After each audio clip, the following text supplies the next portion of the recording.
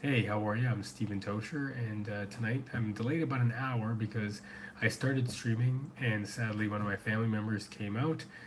They were sick, and I need to attend to that right away as family comes first. So, to those of you who were on the stream a little while ago, my family is okay. They ran into an illness issue, and they're better now. So, thanks for being on with me now here. This today we're going to be talking about the 10 reasons why people are depressed in 2025. There's a lot going on here. Hey, oh no, oh thank you. Top H. Yeah, it's life. I got two little kids and my wife, and who knows about our future too. We'd like to have more. We live in a smaller place, but what can you do, right? Thankfully, my family member is okay. They became like really sick really quickly.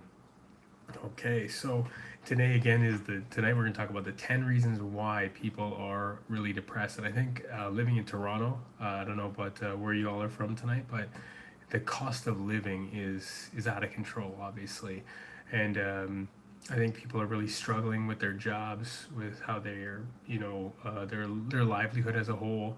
You got people, some families working, multiple people in the family working jobs, sometimes multiple jobs per person, and that is really taking its toll on people across the board, like around the world. Like it's just hard to eat. It's hard to, do the normal things, and it's causing a lot of people to feel the pinch. So I think cost of living is one of the things that also is attributed to by poor budgeting and people like getting stuck in addictions pretty quickly, and so they keep on eating or drinking or gaming or whatever it might be to allow themselves to feel better about themselves. So I think cost of living is probably the number one thing that must be really, hindering a lot of people. And again, this is coming from Toronto. There's a lot of other things that are affecting people within Toronto, but the cost of living, just even the rent, or if people are remortgaging their homes, there's just a lot that people are struggling with right now. I'd say number two on the list would be AI. I think there's a lot of concern and fear. I just heard a speaker for a predominant company come on, and they went from, I think the AI was called an AI agent. So this AI agent phenomenon that we've seen over the past, I don't know, 3 or 4 years has become quite prevalent. But now we're looking at not AI agents, but actual like AI sentient, like not beings per se, but AI like planners. People are becoming a little bit less connected, I guess you could say, and they are really allowing the new AI that's coming out, the new agents in that sense, they're able to access multiple parts of our lives, able to access multiple parts of our, whether it's our wallet or our access book, or like say you're using like an app like Signal or WhatsApp or whatever it might be, they're doing like all of the planning for your social lives, which is also causing a disconnect for people with their ability to socialize as a whole.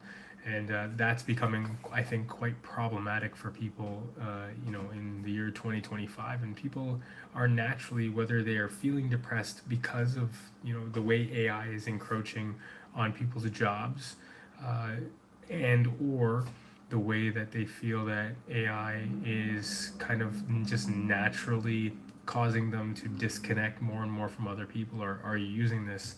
Hey, Potato, what's up? Love the name, Potato. How'd you even get that name in the first place? That's crazy. I always think of the people who had the one-word names for their YouTube channels. That's amazing. I usually can't access them, or you got to be like Potato number 17 or something. Yeah, so that would be thing number two. So we have cost of living, which is number one. Again, for me living in Toronto, and AI, and this is causing a lot of people that I work with, just these two factors, much less the last eight, to really not even count every penny, but kind of almost have the reverse effect.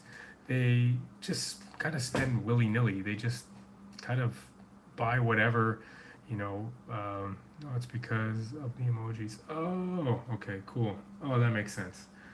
Looks like fries in a regular potato. That's cool. Um, so yeah, I think that's a cause for people to really move or feel that life is just overbearing. It is really it's really difficult. Um, Funny enough, there's such a almost depressive swing that's going on, at least in the heat of the summer here. I just see as people walk the streets, there's no life. Oh yeah, absolutely. Odelay, um, can you speak French because you live in Toronto? No, not well. Hey Jackie, what's going on? I'm going to go back to Odelay. Can you pray for me? Please type out what we can pray for. We'd love to pray for you tonight. That would be fantastic. If you feel comfortable for sharing, if not, no worries at all. We can do a silent prayer for you or a silent request prayer as well. Oh, you're from Montreal. Okay, so I am not great with languages. As it is, I barely know English. I tried French for I'd say maybe 9 years, and I just could never grasp it. I think I'm one of those learners who have to be there for me. I have to be in the culture, immersed with people. So for the language to take, I think that's a big thing for me. Okay, pray that my job gets better and I get my license. Oh, absolutely, for sure. Well, we can do that absolutely right now. Donc, tu parles un, deux, terre au français. Okay, so I can read French decently. Hopefully I have a decent accent. So donc tu parles un petit dans français. So I can kind of do the accent, but that's about as far as it goes. Um, all right, so Odelay, yeah, I'll just quickly pray for you right now. Lord Jesus, I just want to bring up Odelay. I hope I'm saying that correctly. Just pray for his job and for the license that he needs to get, or they need to get. I don't know, he or she. And I just pray that you would give them peace in their difficulty in their times. This is the life that we live in right now, where uh, people are just they're falling by the wayside. They're frustrated. They don't know how to survive or breathe, and they don't even know how to take time to rest. So I just pray for Odelay right now in Jesus' name, Amen. And that again, that is one of the reasons why people are depressed is their job within the cost of living is it's just not adequate. It's really really difficult. Um, well, my name is TJ and I'm new here. Hey TJ, what's going on, brother? I'm pretty new too. This is my second stream. I've done a ton of videos on on YouTube and well, I'm doing more and more shorts. My main goal is to help people with addiction and to help people get over the tough stuff in life and ask the tough questions and hopefully drill down to some answers. So thanks for coming out here. Also, can you shout out today was my 15th birthday? Okay, 15 birthday. All right, man. Congratulations. 15 years on our spinning rock that God has in control.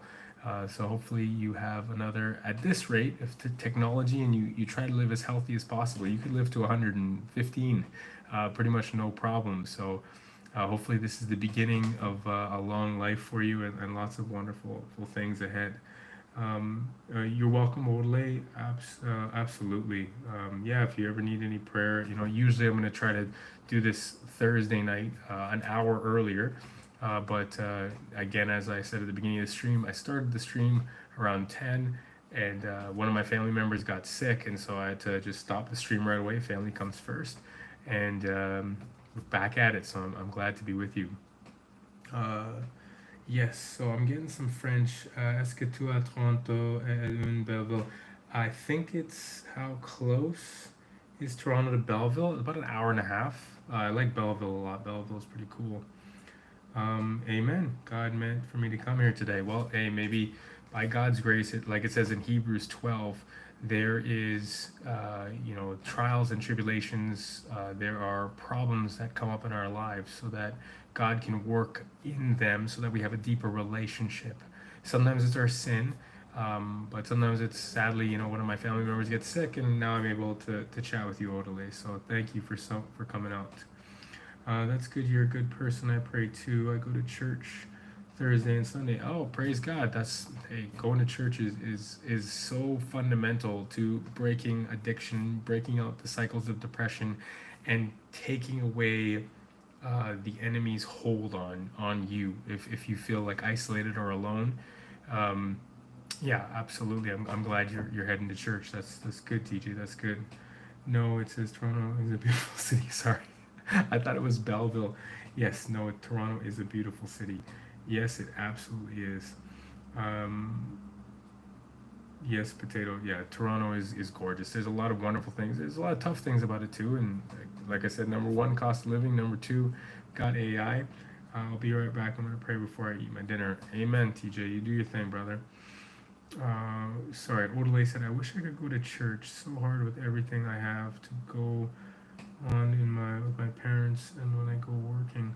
Well, you know what? I'll say this, Odele, and thank you again for your messages. When you make time for God, God rearranges things. I promise you that. You may not see it right away, but God can do that. Now, if there's obviously circumstances that don't make sense. There are circumstances that are super tough, and I have to go RN, and my parents go when I'm working. Uh, well, you know what? There's different services and churches. I don't know where you are in the world. I can't even grasp that sometimes. I think of city when I think of when I'm streaming or talking to people. But I think if it's possible, there might even be a Saturday service or a Bible study that you could attend at a local church. So that might be up your alley as well. Is watching church stream okay? Oh, totally. If that's all you can do right now in your time in life with all the busyness that's going on, you do your thing. 100%. You just go to church when you can, if you can, or go to a Bible study. But if you can just watch, watch online. Find a church that is helping you to grow, that is grounded in the Word, that allows you to connect with the Holy Spirit, allows you to connect with wise counsel, and get discipleship on within your church. And hey, yeah, do it up. If it's online, it's online. That's what's up. Um, so yeah, thanks again for you keep the conversation coming. I'll just jump in and out before. Reason number three is I think it's a lack of respect. Reasons why people are depressed. There's a lack of respect across the board. Whether it's someone simply cutting you in line or cutting you in traffic and or driving on the emergency lanes. Like for me, that happens all the time when I'm commuting back and forth to work. People are just driving erratically. They don't use their signals, don't wait in line, will cut you off, treat you very, very poorly. And I think that lack of respect trickles into the education system, to jobs, and to, it's slowly like little things are crumbling within our quote unquote lovely, Western society. So, I think we as Christians need to be, looking at how we can gain other people's respect by the way we communicate and connect with others. And, also we need to, I think, rearrange our thought process. Because sometimes we want what it was like 5 or 10 or 20 years ago, but there's a quote in Proverbs essentially that says that we shouldn't be looking to times past or the respect we used to get, or the things that we used to feel or achieve or whatever it might be, or the house prices or whatever it is. Again, especially I'm speaking from a Toronto perspective, but we need to look forward to the beautiful things of tomorrow. And even though that lack of respect is definitely visible, like again with youth, with the way people treat police officers, the way police officers treat people who are usually minorities, with the way that political parties disrespect each other. With all of this disrespect, I think as Christians we have a wonderful opportunity to show respect first. And if we get that respect back, wonderful. And if not, hey man, Jesus died for the same people, that nailed him to a cross. So I think we have to keep that in our perspective. So first we have cost of living is causing a lot of people for depression and causing a lot of people to be depressed. AI is number two, and I think lack of respect is number three. I'm just gonna go back to the chat here for a second. I just back. TJ just said back as I was saying. Also, if I don't go to church and school, I have my Bible study and we pray. Oh wow, that's wonderful. If you have multiple outlets to be able to talk to Christians, especially from other denominations, while you're in school, that is tremendous. That's wonderful. You know, when you enter into Bible study, the Word of God in connection with other people, as long as they're healthy and as long as they're pointing you to Christ and pointing you to the Word and pointing you to theology that is grounded in God's a relationship with God, a constant communication with the Holy Spirit, and a reverence for God, then you are literally tooling yourself with the most powerful being in our known universe, right? God is outside of time, space, matter, and energy. And yeah, if you can connect to those words are where it's at. Man, you go to church a lot. Okay, TJ, your work, that's amazing. Now, at some point, you know, going to church every day is maybe a little too much. Maybe you want to be out there with your friends, you know, you're 15 and you want to be a light to them as well, right? So, but if you feel like going to church 4 or 5 times a week and doing it at school is where it's at for you right now, and you need to tool up with the Lord, that's wonderful. Okay, so number four is joblessness. Do I speak French? Man, this is your second person that has asked me that tonight. I don't know. Do I speak José parler français? Uh, no, I don't. I don't speak French. I wish I did. But actually, I hope my kids learn French, and I'm taking like a type of Rosetta Stone. And so as they learn it, they're young. Then I want to like get them to teach me because that's the best way for someone to learn is through teaching. So yeah, if I can learn the French through them and they can learn it through me, that would be great. But as of right now, no, I cannot. That was Mac. Oh man, DJ, you're killing it tonight. I do speak Spanish, French, and Portuguese plus English. Well, you are killing it. That's the world, man. If I could say anything to everyone right now, thank you. Thanks. Um, if I could say anything to anyone right now when it comes to work, especially as number four is joblessness, perfect gateway, TJ, is that you know people are depressed about joblessness. So you're fighting AI, you're fighting a world where there's lack of respect, lack of good jobs. In that joblessness, learning languages and working with people is the only real jobs that are going to be sustainable for the next maybe couple years, 5 or 10 years into the future. Because if you can connect with people and you can find that niche where you are not going to be eliminated out of your job, you know, I would definitely say, you know, keep up with those languages that you've learned, TJ. Okay. Oh yes. Okay. So Mac. Oh, thank you, man. Okay. So Straight Goods. I've always loved Superman, but the past 20 years of Superman and DC, I'm not. I can't deal with. Like I'm a guy who kind of was raised in the 80s and 90s, early 2000s, reading some comic books, a lot more graphic novels.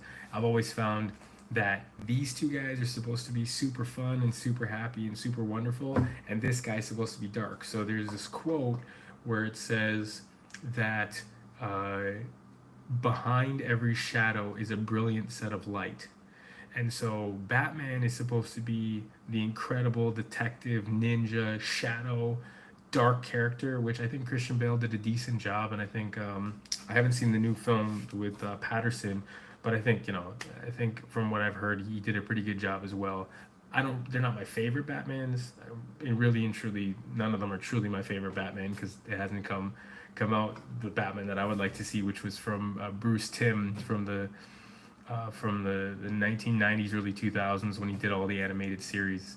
But yeah, I would definitely say Superman's my favorite by far, and I'm hoping that with this new Superman that there's a lot of hope, and it's not like all like sometimes they make Superman to be out like Jesus, and he's obviously not. He's trying to be human, and this film nailed it through and through. So, and I hope the Flash is super funny because that's who he is in the DC universe. He's like Spider Man essentially, just really really fast.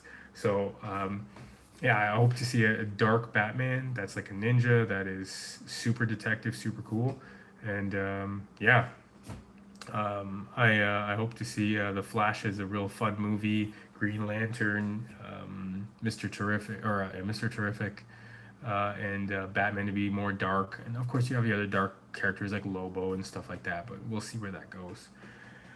Okay, Sean, Sean, how are you? Are you happy that the World Cup is coming to Toronto? Do you plan to see any games? Who do you want to win? Well, we'll see if Toronto can figure it out, or Canada can figure it out. It would be really cool. So I'm Scottish, German, Guyanese Indian. My last name is Tocher or Toscher. I'm kind of have the German vibes going on. I love actually the French team too, because from the '90s, I'm a big Zizou fan. I love Zidane. But yeah, so France, Germany does well. They always call them the German robots. But of course, I would love for Canada to do well as well. Or actually, obviously want Canada to do well and beat the States too, because it's really great whenever we can beat the States, as they have, I think, 10 times our population and probably spend like 20 times the amount of money on sports. So whenever we can beat them at anything, it's always fun. Yes, and TJ, thank you for salut Steven. Hi Steven. What cool, man. Um, Wonderful. Appreciate the comments here. All right, getting back to joblessness, I think that is causing a lot of depression in people's lives right now. I know that I think between the ages of, I think it's about 22 to 30, there's like a deep sense of nihilism where it's like, they don't know, where life is going to go. They're just so depressed. They feel like, again, AI is taking over their jobs. They'll never be able to afford a home. They feel disrespected. They feel weak. And the joblessness stuff is really pushed them into a corner. And then number five, you have it's hard to find good relationships, whether it's friendships, whether it's obviously, dealing with a potential spouse, and just even family. I think over the past 20 to 30 years, a lot of people, parents that have had children have placed a lot more emphasis and time into their careers or their own ambitions, and kids have been just a something to attain to, something to hold on to for a certain amount of time, and just like kind of get them out the door and, hey, you're 18, go to school. Where I don't think it should be that. I think they should be, loved and adored children as a whole. And I came from an abusive home, and a home where they could have done a lot better for me, but they tried in other ways. So it's really hard to find a good relationship. Again, whether it's with your parents, your siblings, whether it's with friends, and for sure with a potential spouse. People just kind of sleep around and do whatever with their bodies, treating each other like a dime a dozen. And then there's a lot of people who they can't even get into a relationship, or they're afraid. And people under the age of, I'd say, 30 are really finding it hard to communicate with each other.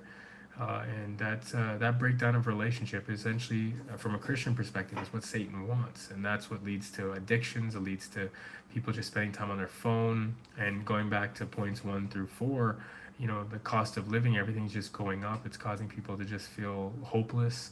And with the number two, AI, the jobs that are being lost, and just how creepy. I think there was the new X app, Gronk, and their racy, or their spicy. Sorry, the spicy filter causes people to be doing some really reckless things with their bodies. So you can only imagine what the dark web is doing with AI as well.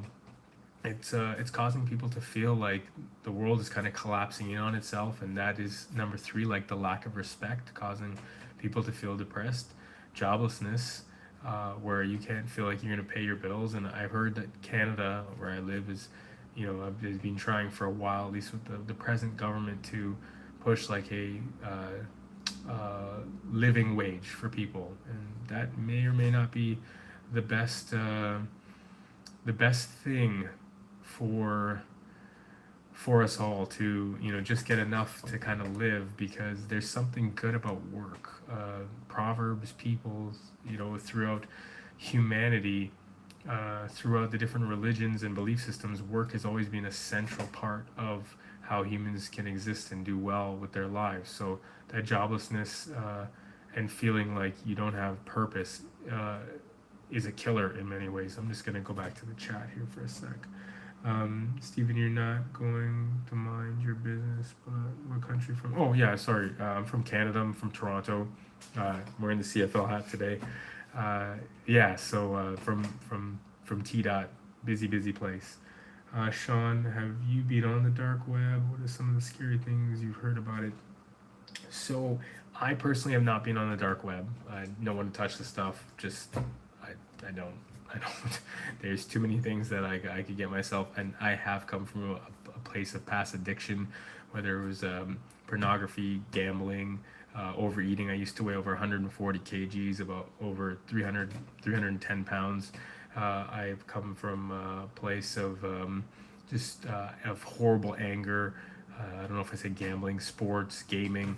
So with my addictive behavior, I don't need to touch anything like the dark web. Now, what I do know from friends who are very tech savvy, who do have browsers and do have access to the dark web, there is a lot of things that you can get that is crazy. It's not very hard to find a weapon, to find different forms of contraband. It's not hard to find yourself into a lot of scams, whether it comes to Bitcoin, and just easy financial gain. There's a lot of snuff type films out there. There's a lot of there's probably like a lot of good stuff too, I guess you could say, on the dark web, where people are trying to cultivate anti-system things to help other people out, where they may not be able to talk about it freely. But for the most part, I've been staying away from the dark web, so I don't know too much about it. I just know that you can pretty much access anything you want on the dark web.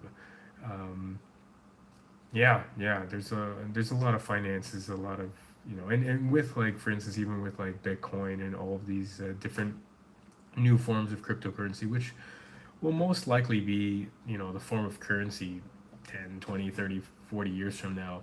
There's just no regulations, and that's one thing that I hope the governments can kind of figure out, which leads us to number 6, the teardown of government systems, or there's too many government systems. That leads people to be extremely depressed. So we've become a culture where everyone is pitting themselves against each other, where it's this color versus that color, or this belief system versus that belief system, or there's even subsects of systems, of governments that are like fighting amongst each other now. And that teardown of the system and the teardown of the open dialogue is causing people to be really depressed, and the blurring of the lines too.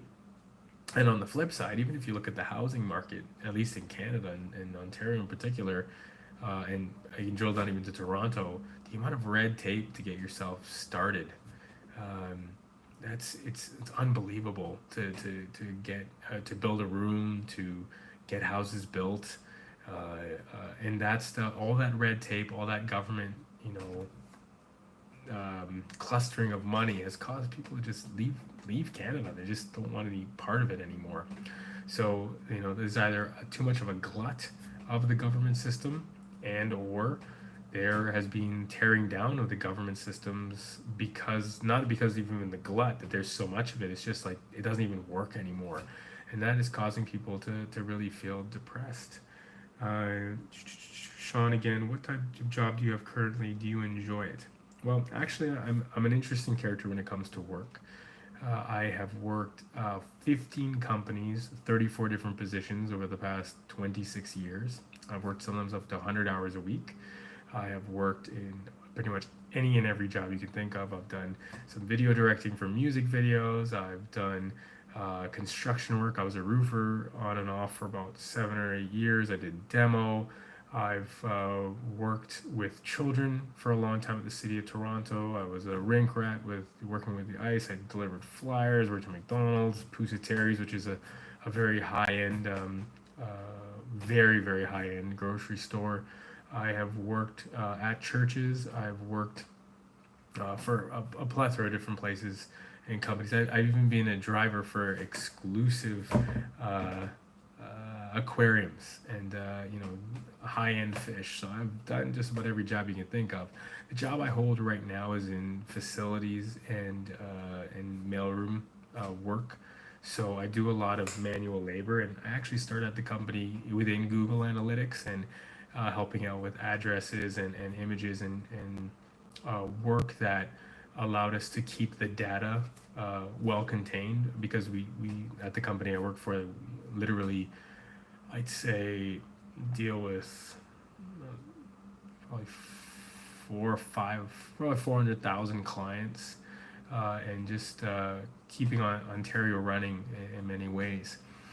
So I started off with Google Analytics and Google Data, but I just really wanted to be with people, work with people, and connect with people. And so within facilities, I can really do that. I can talk to the CEO of my company and I can talk to middle management. Everyone knows me by name, and I can also share the gospel and I can talk to people and counsel them and walk with them. And now I'm moving into doing this, a couple videos a week, and I'm finishing up my book that I started years ago, and moving into semi-private classes eventually, as well as some pastoral work with my local church. So I'm bridged in a few different areas right now, uh, and I do for the most part like what I do. Most of the jobs I've had, I really haven't. But at the moment, as I'm transitioning into using my 20 years of experience helping, motivating, discipling, mentoring people in general, men in particular, I feel like my gifts and talents, hopefully for the next 20 or 30 years, will be to invest in the future and help people get through some very, very hard times ahead. Hopefully that answers that question, Sean. Thank you so much for asking it. Okay, so again, top 10 reasons, or sorry, not top 10, I've gotten there's six of them so far, of reasons why people are depressed at the moment seem to be cost of living, AI, lack of respect in society, joblessness, hard to have relationships and keep up relationships, the teardown of government systems or the glut of systems. Number seven would be religious freedoms. So I think we're really feeling the pinch begin. There are people begin of not persecution per se, but a lot of freedoms are starting to get squashed. Now, I'd say 90 to 95% of the quote unquote Christian world, uh, as a Christian myself, experiences very, very little. Sorry, my apologies. I'm gonna flip that information. 90 to 95% of the world experiences a high amount of persecution, whether it's there's not a lot of people in their community that are Christians, or the laws and the way they can even just do business is against Christianity in many, many different countries. But in the West and in certain countries for the past 100 years or so that have been quote unquote dominated by Judeo Christianity or so-called Christianity, have been allowed us to have some religious freedoms and send out missionaries and be a light in the world. But as we I think to start to decay and have put ourselves in a situation where the church is kind of falling down or falling apart a bit, those freedoms are going along with it, and whatever freedoms we thought we have actually made a lot of, I think, Christians cold, and or people who are kind of Christians cold. So those religious freedoms are going to naturally crumble, but that doesn't mean that within that feeling of depression within churches that God is not going to work. In fact, usually God works in a mighty, mighty way when there is persecution, when there is pushback against Christianity. So that is definitely a reason for depression. And I think as a whole, religions versus the secular world, or versus the government, or versus like the Western world, is very much so that if you do have a religious belief system that adheres to certain beliefs and thoughts, you are going to have a lot of pushback put against you by people who feel that the church or other religions have, really hurt people for centuries and decades, and they're they have a great point actually, that they have hurt a lot of people over the years, but that doesn't mean fundamentally that these religious groups are doing that in the masses. And for the most part, if you look at Christianity as a whole, yes, there were times where there were religious leaders who were doing some terrible things, and maybe armies and people groups who followed them. But for the most part, if you look at most of the hospitals, if you look at a lot of the places where slavery was abolished or slavery was removed,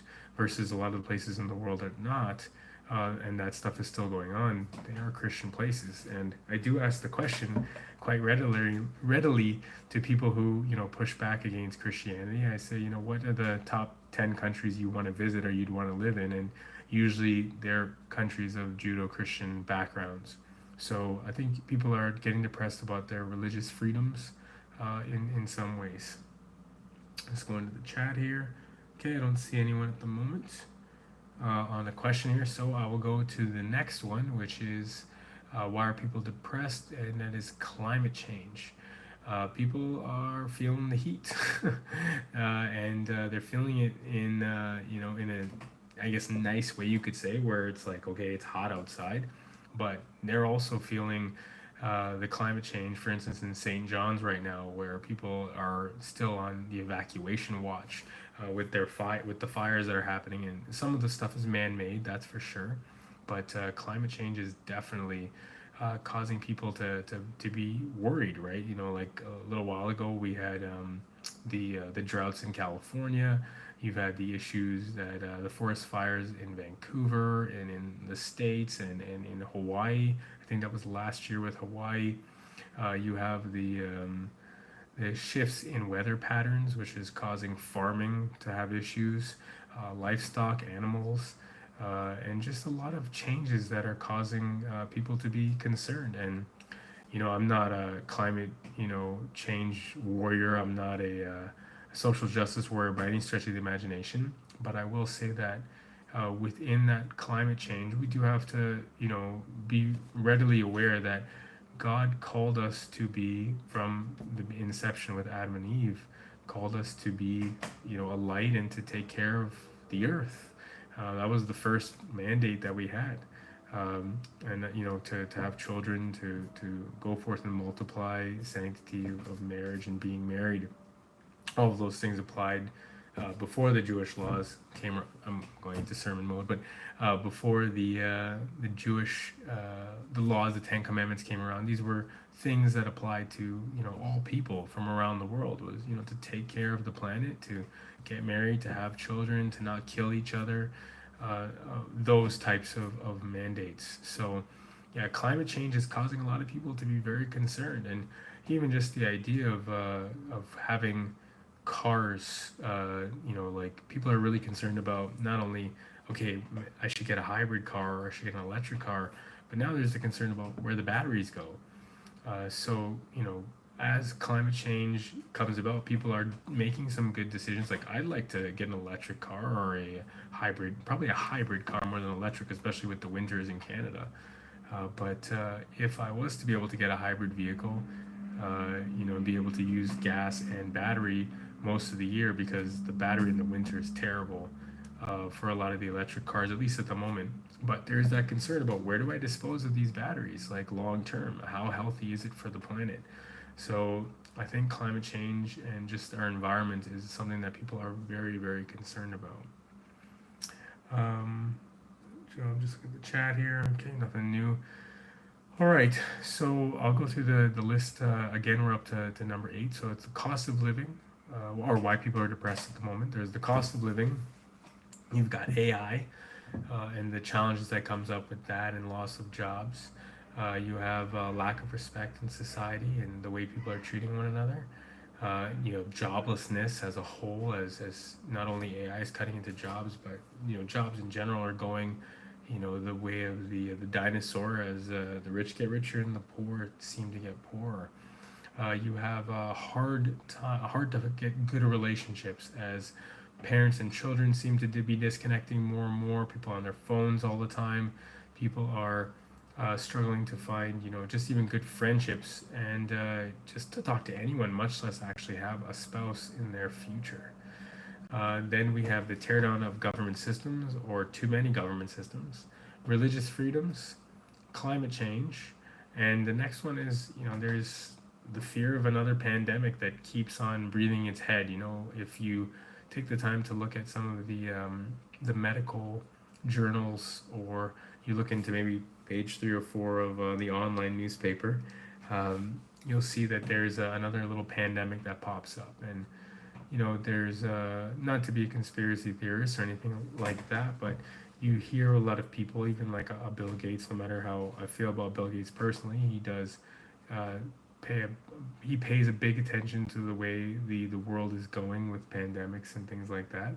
And I would say that he's very, very concerned about another pandemic coming up, and he was concerned about COVID, and all of a sudden COVID was here. So yeah, just something to, that I know people consistently talk to me, not consistently, but talk to me about on a fairly regular basis about the fear of another big breakdown in society with a big sickness.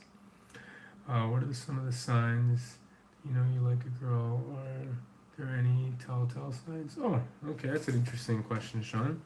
So Sean says, what are some of the signs you know a girl likes you? Are there any telltale signs?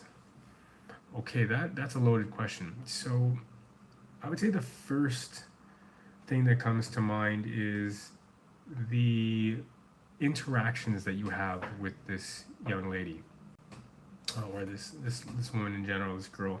I don't know how old you are, or what situations you connect with them in, but I'd say a telltale sign is how you engage with that person in a social setting versus an intimate setting. So I've dated many women before I met my wife. Not tons, but enough women. And I met a few women who I met online.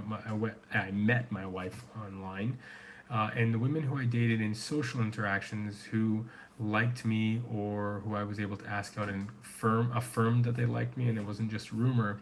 I can tell you off of that in those type of social settings. So definitely the interest in what you have to say is a big one, and taking the time to care about your hobbies, about your day, and there is definitely when women will either put you, I guess, in that friend zone, or they will put you in that relationship mode if they're intimate with you. A lot of people think that uh, a good relationship or a relationship starts when you start really connecting or kissing or making that physical contact, or holding hands. But actually relationships start with intimacy. So especially with women, stereotypically, that's a very stereotypical comment, but whenever a woman is really willing to share deeper thoughts with you, um, deeper, what's the word I'm looking for? Deeper life stories. I think that's when, as Sean, you're asking about the signs, when a girl may like you. When you have those types of conversations, you're going to go into one of those two bases, like a really great friend, or she's really into you and she feels safe. And that should be in any partner, like if you're a guy or a girl, right? If you want to be with someone long term, you want to feel safe with them. You want to be able to talk to them about anything. So I'd say that's one thing. Another simple, funny one that comes to mind, it keeps coming to mind, that's why I'll bring it up, is if she plays with her hair, maybe when she's talking to you, maybe if she, maybe touches your shoulder, or she wants to spend that quality time with you. And one way to kind of figure out if that is something that is just natural, is to observe how she is with other guys, and see if she does those same things with other guys that she may be close with. And if she does, well, then that's just probably the way she interacts, or maybe she's being flirtatious. Now, if you want to take it one step further, you could look into her personality type and kind of figure out, is she, in the Myers Briggs side of things, is she like a, more outgoing? Is she more reserved? Like I'm an ENFJ, so I'm very extroverted. I use my intuitions to govern my decisions a lot of the time. I'm very feelings based, and I plan things a lot. I love to have things organized. So, you could kind of brush up on your personality skills and personality traits and see if she's giving you those connections in that way. Because oftentimes, I would say over the dozens of couples that I've helped either get together, break up, or get married and or help with their marriage, and I say dozens because there's been a fair number of them, but I don't want to say hundreds or anything like that. Usually opposites attract, opposite personalities attract. So I would say that's something that you'd want to maybe look into, is personality types. And then there's a book called The Five Love Languages by Gary Chapman, and those five love languages are acts of service. So they want to do something for you just because it's just a part of who they are, how much they love to show love. So maybe it's like to help you clean something, or they're willing to go get your laundry for you, or if you're in a tight spot, they want to help out. So there's acts of service. There's non-sexual touch. So it's a gentle hug, or maybe like a tap on the shoulder, or like just maybe like an elbow bump or something like that. There is gifts, and it's not like gold digger gifts, but like gifts that are from the heart, right? Like maybe she knows that she knows that maybe like your power cable is not working, and she goes out and buys that for you, and it's something that's from the heart that she thinks about, that she cares about for you. And then there is, I'm gonna have to try to remember these acts of service. Let me just look it up. Better do. I haven't done that tonight. So 5 love languages. Gotta always fact check myself. I am not a robot. Thank you. So the 5 love languages are words of affirmation, which are mine. It's my favorite love language, which is to say words of affirmation, to affirm how they're doing, what they look like, and then there's lastly, it's quality time, like just not sitting down and watching TV, but just turning everything off and engaging with that person. So once you kind of like maybe figure out if she's into you, and maybe you kind of figure out her love language, and she's really open and connected to you, and she wants to say like maybe keep touching your shoulder or something like that, and she's a touch person, well, that means that her love language, she's pouring out into you. And so I would say between like the time that she wants to spend with you, not just quality time, but just like, is she trying to pull you off to the side and spend time with you and chat with you? Is she what's her personality type, and then her love language? I think those three indicators are usually good places to start, as well as how much she interacts with you and how much she wants to either see you, or how much she's interested in your stuff. Because at the end of the day, she might not be interested 10 years from now, like my wife with some things, and myself with her. But is she giving you the time of day to actually say, I want to get to know Sean more? So hopefully that answers your question there.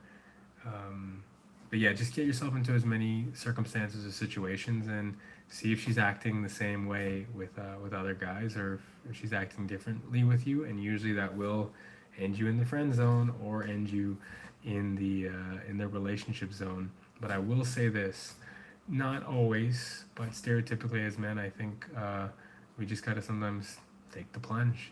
Just ask them out, and or at the right time, and make yourself known. That's something that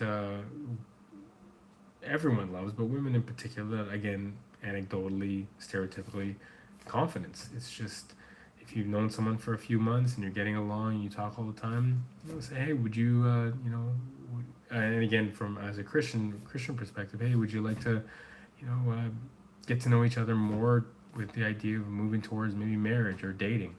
And I think being straight up with them is huge. So I think it's not only just the telltale signs, but it's also how you approach. This whole night, I mean, I should have just lowered this earlier. I feel like I've crunched my elbows up the whole night. So yeah, hopefully that helps. All right. So lastly, but not the least of all, which is part of the reason for this stream in general is to talk about addictions. So that's number 10 on the list. So again, we've been going through the reasons why people are depressed: cost of living, AI, lack of respect, joblessness, hard to have relationships. Number 5, the tear down of government systems or too many government systems. Number 6, religious freedoms being stifled. Number 7, number 8, climate change, fear of another pandemic, and lastly, addictions. So I think people are depressed because they're in a cycle of addiction, and it's very, very hard to break those addictions. Because you start off with feeling like, for instance, maybe you just lost your job, and then you have a lot of time on your hands, and maybe it's porn. Maybe you start constantly going on, online, and you're just, looking for that next fix. You start thinking about a coworker or a person that you know, even from church or just in your life. You're searching and searching and searching, and you want to find someone that looks that way to get instant gratification. And your addiction then leads you to, okay, well, I do what I do, and then, you start eating poorly, and it just is this cycle of doing the same thing over and over, and then, you maybe just game or you doom scroll for a while. And if some of you found me doom scrolling, wonderful. I'm glad a couple of you have been here the whole time. So thank you for that and asking all these wonderful questions. Thank you, Sean and TJ in particular, and Odele for messaging Potato earlier. So addictions can be very cyclical.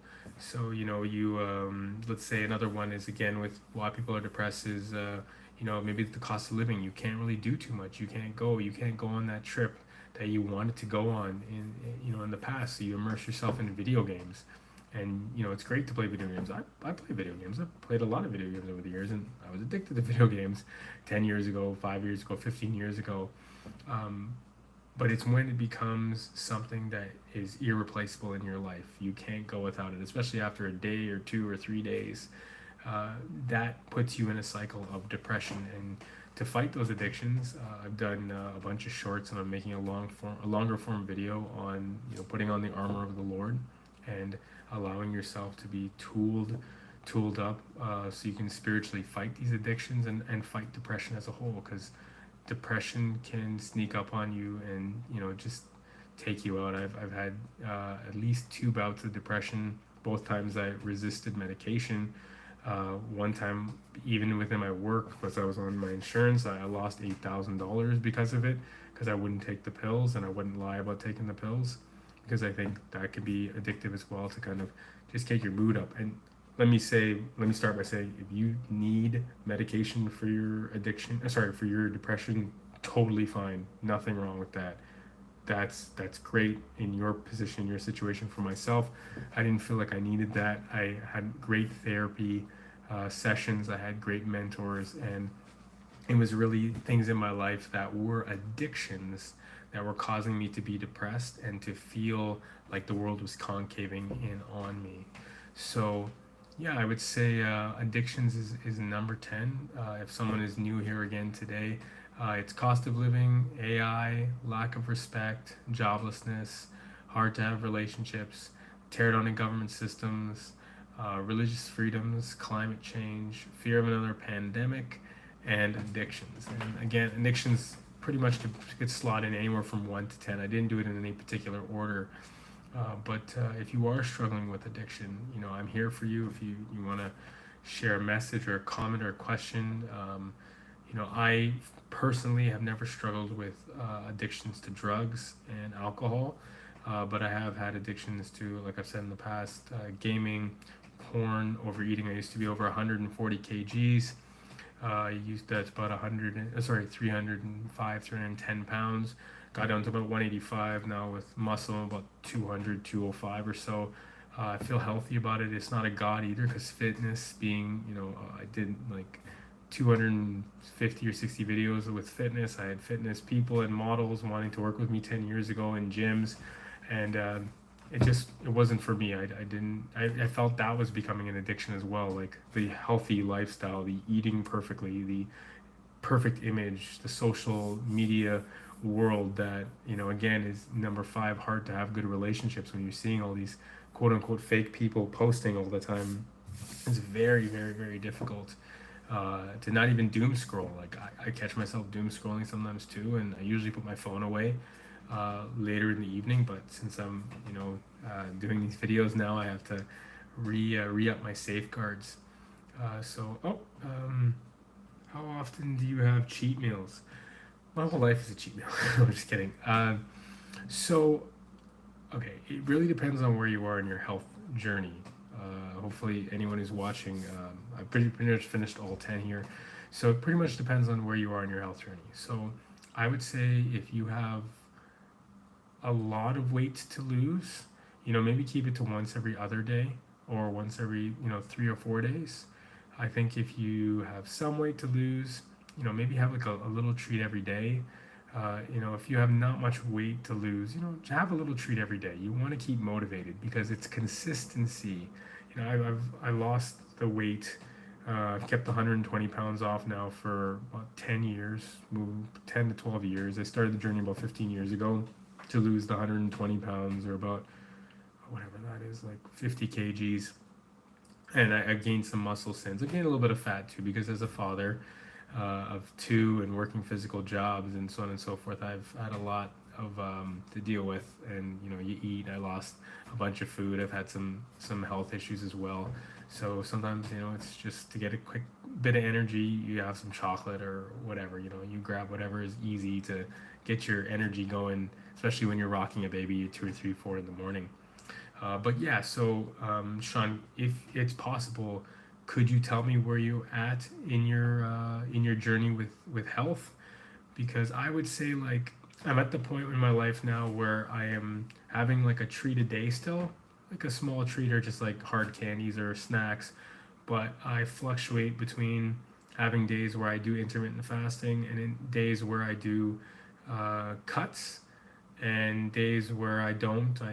Just if it's like a church event, or there's like someone invites me out for dinner, I try to fast that day if I can. But if not, I'm going to eat and be social, because again, I did put in the work for 10 years to get my body to lose or I guess 3 years to lose all the weight, about 10 to 15 to maintain it. I've always tried to be fairly athletic. So okay, I'm 280 pounds. I'm 6 feet. I've been working out 6 out of 7 days. I do 30 minutes workouts, and I have a cheat meal on Friday.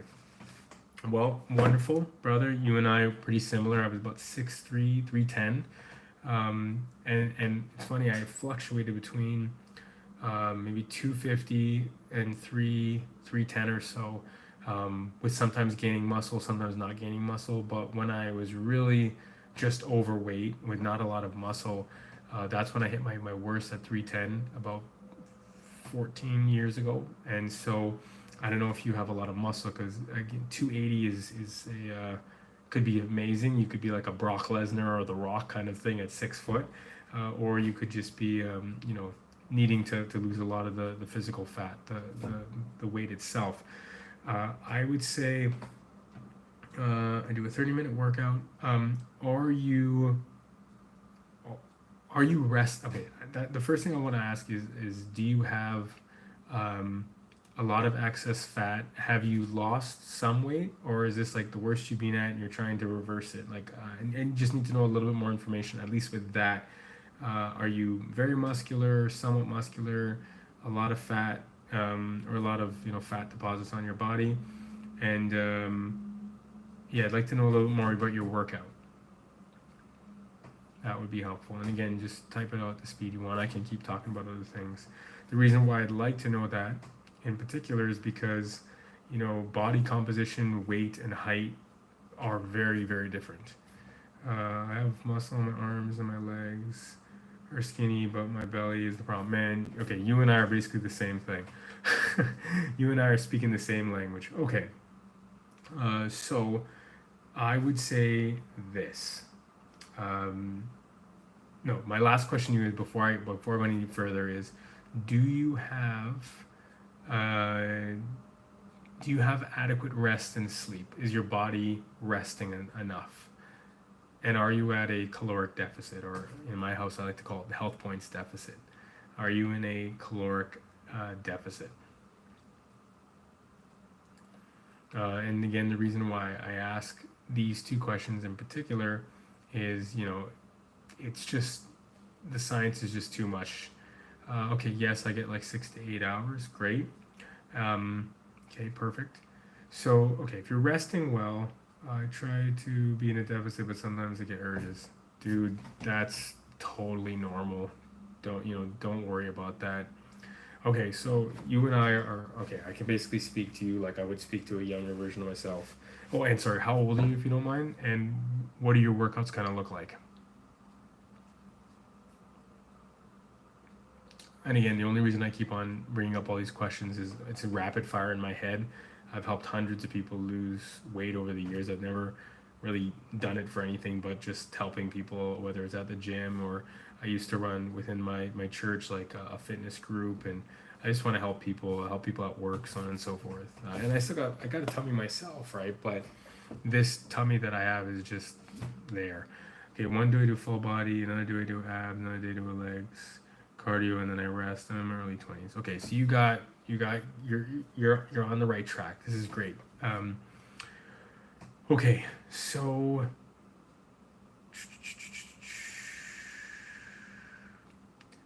you've asked me about cheat meals, but I want to go like in reverse if this makes sense to you. Um, okay, so I'm gonna ask, uh, in do you live with someone right now? Do you live on your own? Do you live with, and if you do live with people, are they health conscious, or are you fighting an uphill battle against them?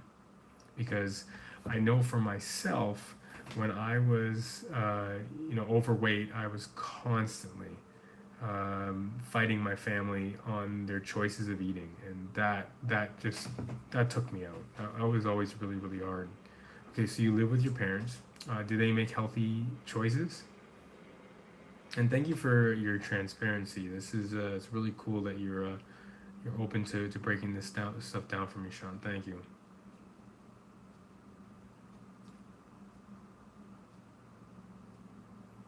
And again, not always a lot of oily foods and carbs. Okay, so one thing I did was, I've given my family over $250,000 over a period of about 20 years. Like I helped keep my family afloat for a long time. So one of the things I did during that time frame was I took over the grocery bill.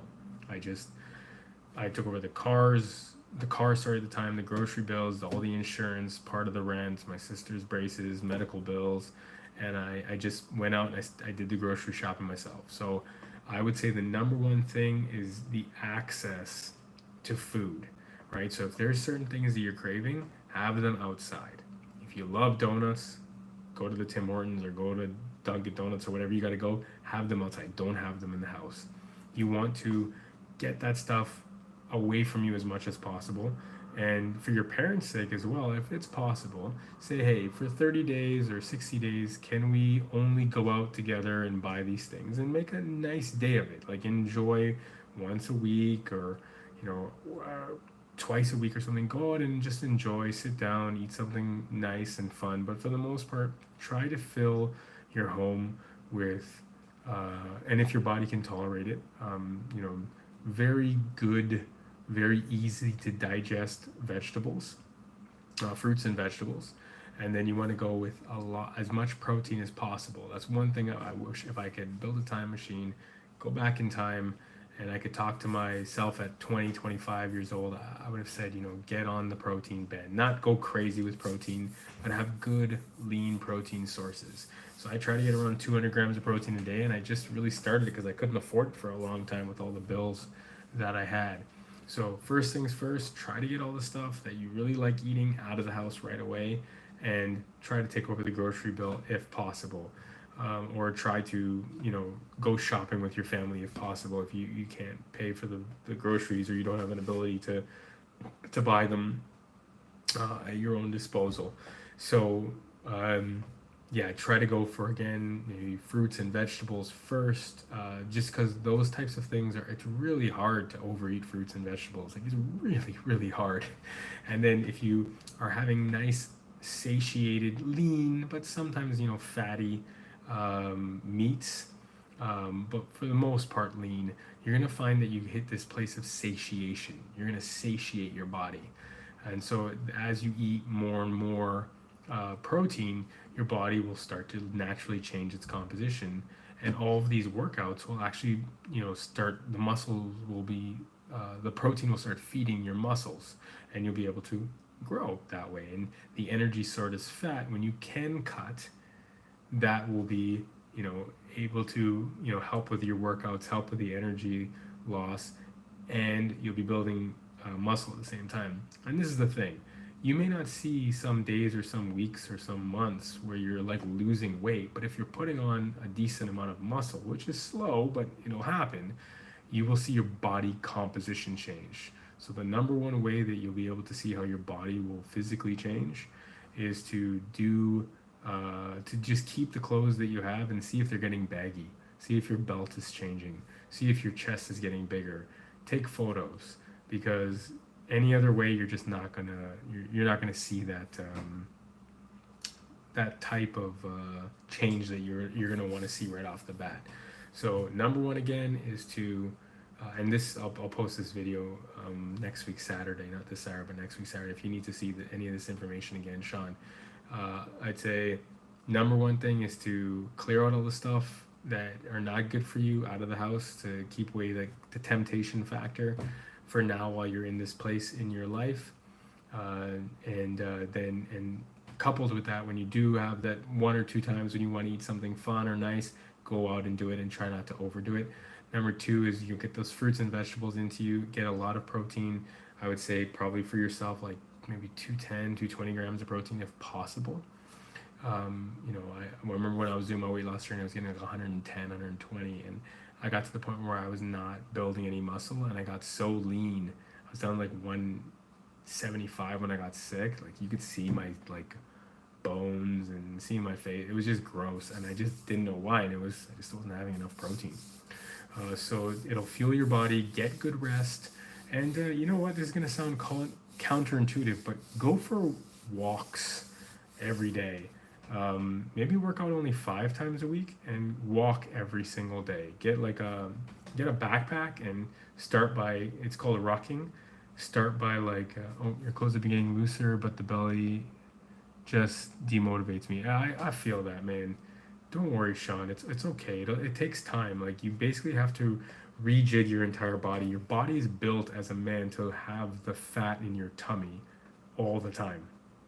So just do not lose motivation that way. It's going to take a long time. You're going to find that your arms and your legs are going to get defined, and you're going to have these abs and no one will ever be able to see, and this chest that's doing really well, and this big strong back.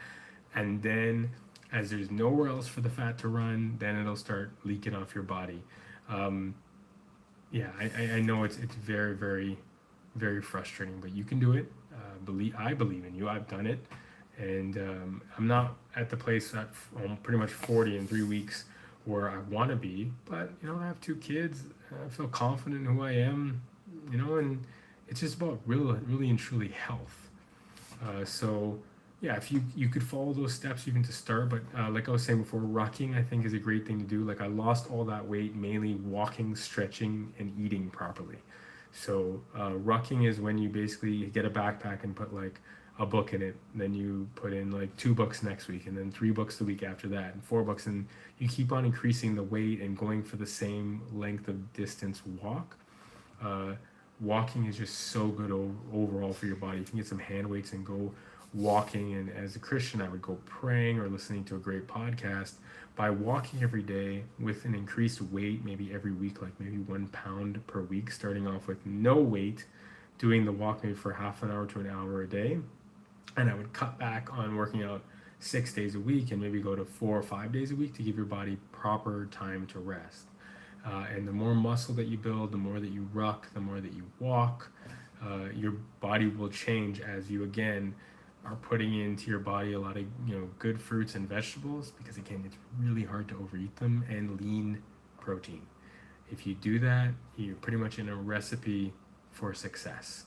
Have some carbs, cool, nothing wrong with that. Carbs, you need them for your brain, you need them to fuel your body, give you energy.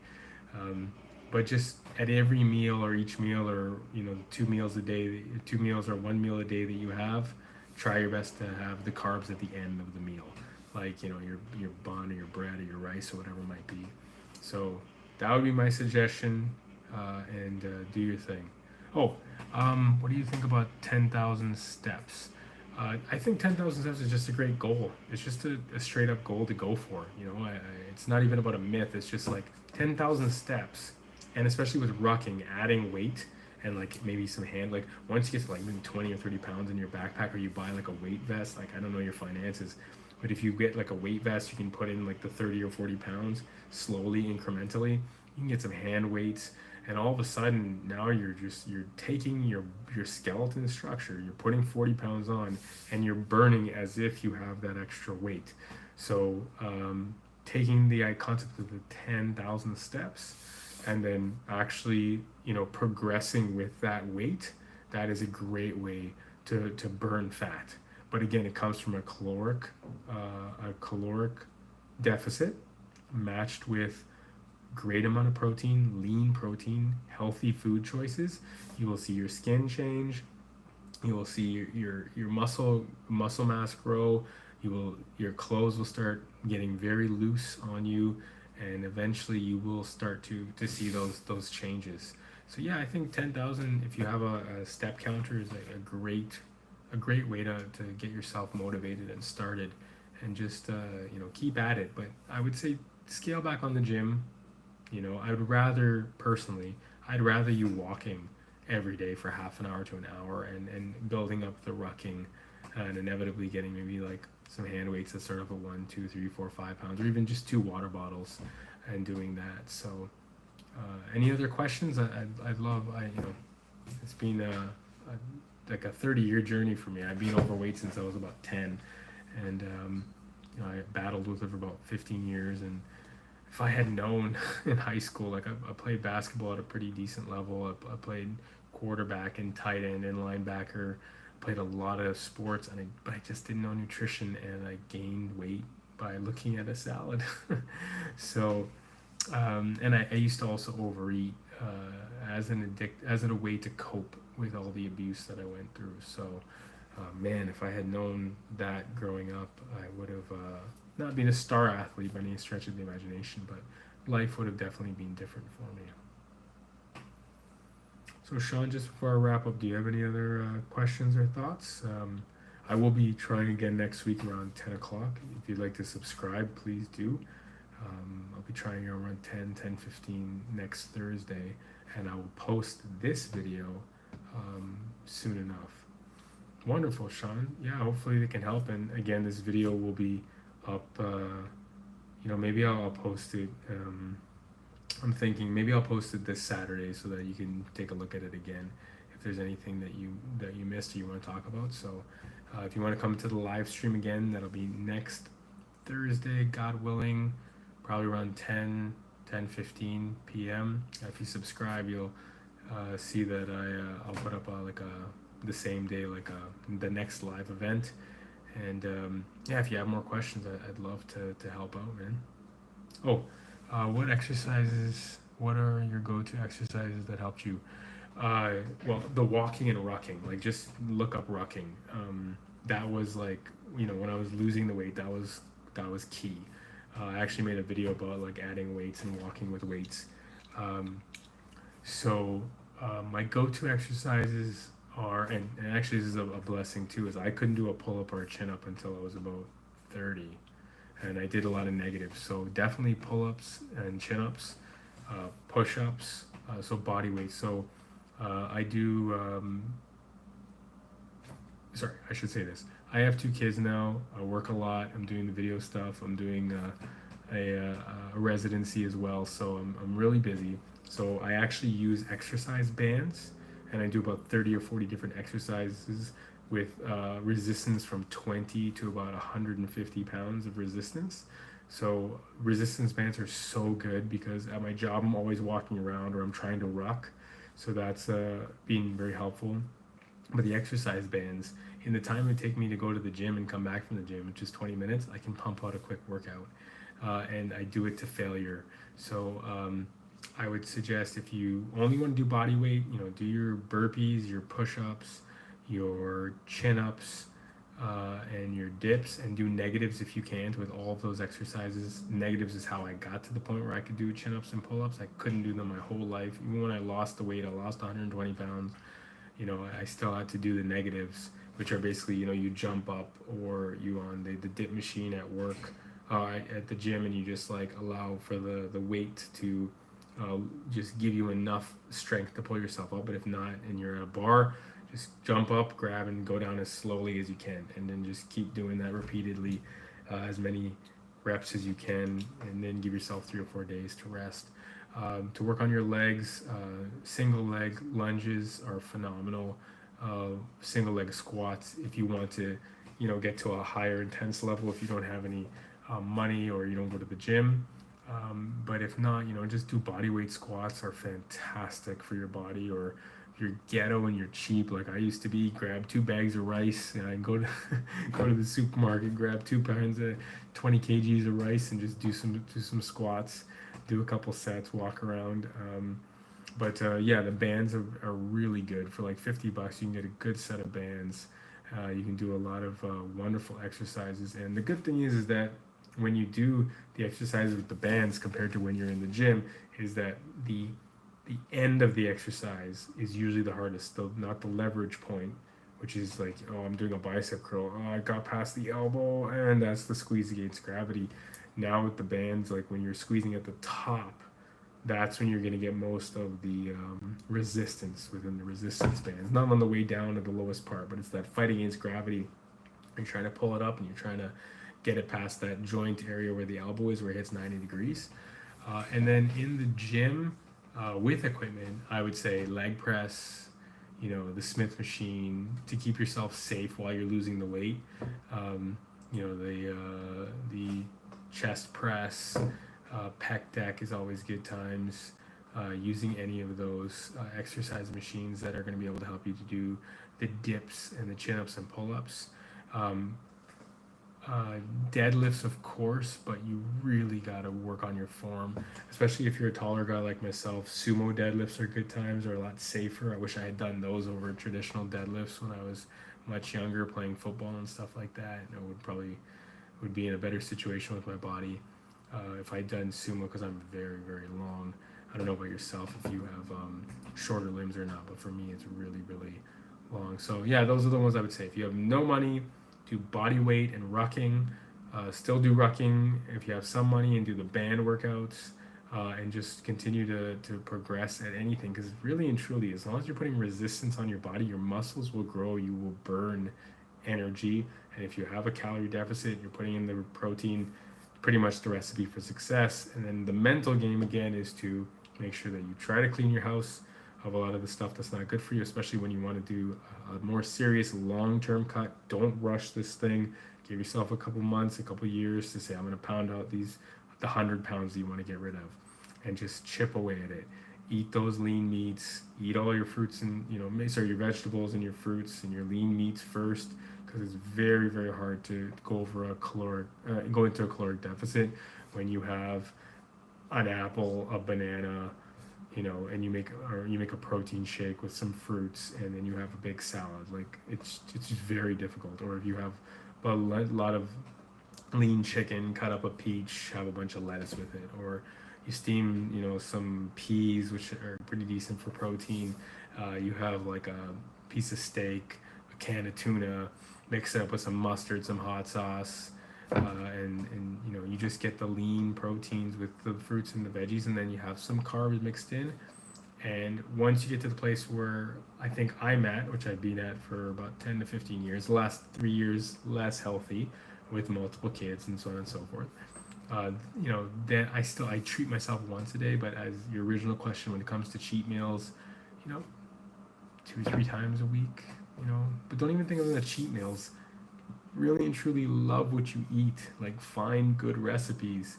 You know, sure, maybe it adds 100 200 calories, right? But if you're going to eat it every day and it's really healthy for you, it gives you tons of protein and it's vegetables, add a little bit of dressing. That's fine. You want long-term health. You want to get from 280 to hopefully like 220, 210, 200, 190, whatever it is. Build that muscle and live a long life. And eventually you'll find out the places and communities and different workouts you need to do. Yeah, so different stages in life, I'd say. All right, Sean, I am an old man and I'm getting tired. I appreciate you staying on, and I'm very thankful. Again, I'll be on next Thursday, and I will try to post this on Saturday. Yeah, try to post this on Saturday so you can rewatch it if need be. Oh, you're welcome, Sean. I'm glad you stayed. It seemed like for the whole hour and, or at least hour and 10, hour and 20 minutes. Appreciate that, man. All right, Sean. I'm gonna leave as I always do, and check out, subscribe to the channel. Check out a bunch of the shorts about addiction, about life, and if you want to go into a deep dive for everything I've said, I've done 250-ish videos on eating, mental health, workouts, all that stuff. If you want to, you're basically where I'm at.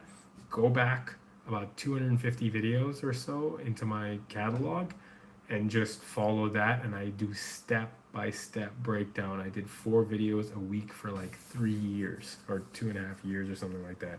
So if you want real in-depth, maybe like, I think it was like 80 hours worth of information, go back about 250 videos, and I did it in chronological order, showed my workouts, what I was doing, what I was eating, and I tried to keep it as real as possible. So hopefully that helps. And I said it a million times before, but I'll say it again. I should have this video posted by Saturday, Saturday or next Saturday, and my next stream will be next Thursday around 10 p.m., not 11 p.m. So about an hour beforehand. But yeah, and it's Toronto time, around 10 p.m. on Thursday. All right, man, Sean, have yourself a wonderful day. Bless you, brother. Thank you for spending the time. Peace.